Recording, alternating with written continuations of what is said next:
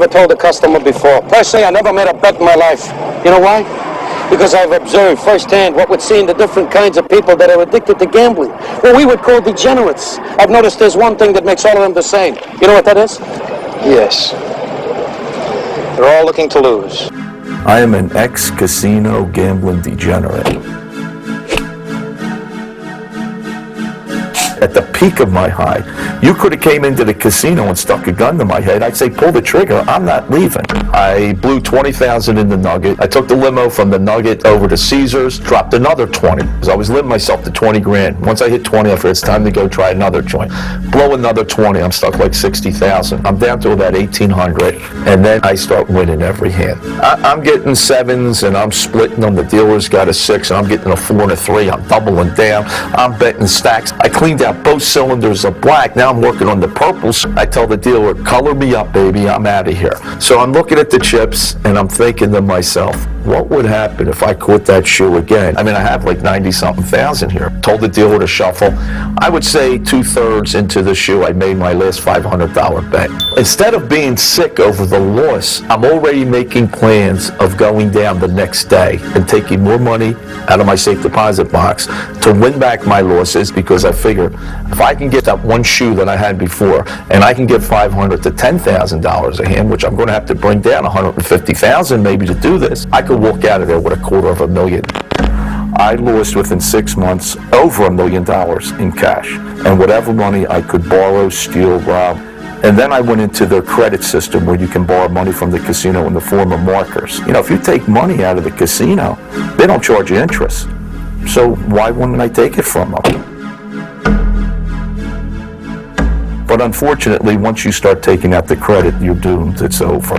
My wife had no idea. She wasn't ignorant. She wasn't stupid. She trusted me. The sheriff came to the door with handed her a writ. We have to write down what's in the home. We have to write down all the things, because there's going to be a sheriff's sale, because I was being sued by the casinos. She was just a basket case by now. The following week, I was in the casino gambling, and she walked in.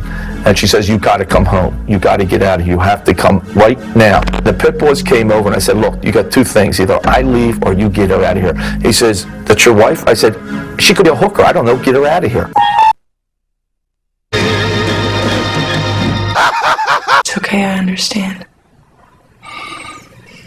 No, Glenn, you don't understand. Well, I've been reading up about this. First thing you gotta do is admit it to yourself. You got things wrong. If you just say it. I don't have a gambling problem. Do you think I'm an idiot? I know I've not been here for you lately, but things are different now. Right, you gotta trust me, please. I have a financial problem. Lady Luck has In just a moment, one of them will succumb to an illness worse than any virus can produce, known as the fever. Why don't you just take handfuls of nickels and throw them out into the street? They compulsively put it back in the machine. You have unlimited credit. You spent a great deal of money. Don't you think you ought to stop now? I hate a woman who stands in back of you and sees to it that you have miserable luck. That's the third time you've cashed a check. No good can come from money won like this. I'm going back in there and feed it back into the machine. Mr. Franklin Gibbs, visitor to Las Vegas, who lost his money, his reason, and finally his life. That's my last dollar!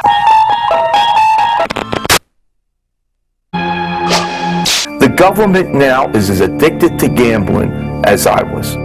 All the lobbyists for gaming tell you, this is a form of entertainment, no different than going to the ball game, no different than going to the theater, to the movies. People who are in the casinos are spending their disposable income.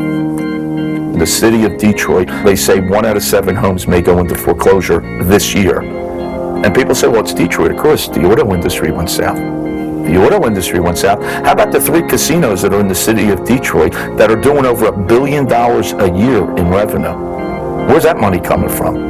You know, in my state here in Pennsylvania, the government's collecting 55% of every dollar gambled.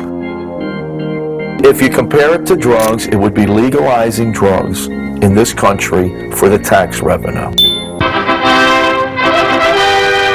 Gambling is a vicious evil.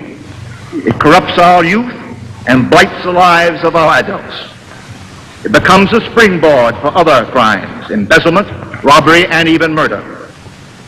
But like any other type of crime, it can be controlled. No criminal, the gambler and his allies included, can long stand up before a determined, intelligent, and informed public opinion. That, in my opinion, is the basic answer to the gambling problem. Industry comes into your state, believe me, it's no different than if the Vatican was coming here. They become a country within a country. They make the rules. The government knows if they do anything to affect the revenue of the casino operator, it's going to affect their coffers. We'll make them wear seatbelts when they're in their car. We'll make them be able not, after so many drinks they can't drive. We'll make them not be able to carry guns around the street without a permit. There is not one provision, not one safeguard to protect anyone from becoming a compulsive gambler. In Pennsylvania, you have to have a license to fish in the creeks. So I said, how about if we make it a license? And before someone gets this license to gamble in a casino, let's see if they're in bankruptcy, foreclosure, not paying child support. To me, I don't think someone like that should be gambling. Let's not have them cashing checks. Let's not have them giving out credit with no interest. And no one who investigates this industry goes to these casinos during the week at 2 in the morning, 3 or 4. You want to see pathological gambling in full bloom. It's like walking into an opium den. These people are the sick of the sickest. I've been there. When Atlantic City opened up for almost 6 years, they were only open till 4 in the morning and on holidays till 6, and they reopened at 10. So they took a break in between to get them out, let them get some air, go home, think it over, and maybe they won't come back. Then when other states got gaming, Atlantic City said, we got to go 24/7 to compete. So what's the state going to complain? Sure, do whatever you want. They never get denied anything. Even today, they're smoking in most of our casinos. New Jersey's a smoke-free state, but the casinos say, hey, you're New Jersey, you're a state. We're like the Vatican again. We have our own laws. Every state that has gaming has what's called a casino control board, gaming board, to govern the everyday operations of the casinos. This does not have to go through legislation. Our control board, the gaming board in Pennsylvania, can make this happen overnight. They're the ones that are supposed to make these operators operate without destroying lives. And they're doing it. What can I do with $5? Buy a bullet and rent a gun? Let's see how you do against 3 hands. Sure you don't want to save a few bucks for the buffet? Whoa, I am on fire! Why don't you give me half the money you were going to bet, and we'll go out there, I'll kick you in the nuts, and we'll call it a day.